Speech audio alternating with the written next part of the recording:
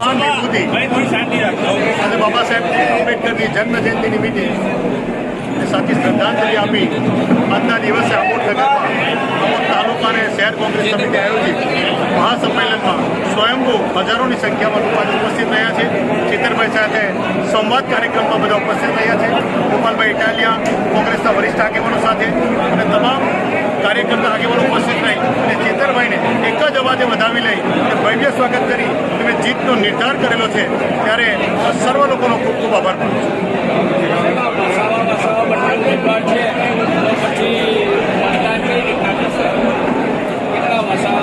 આ કોઈ જ્ઞાતિનું ઇલેક્શન નથી, વિચારધારાની લડાઈ છે.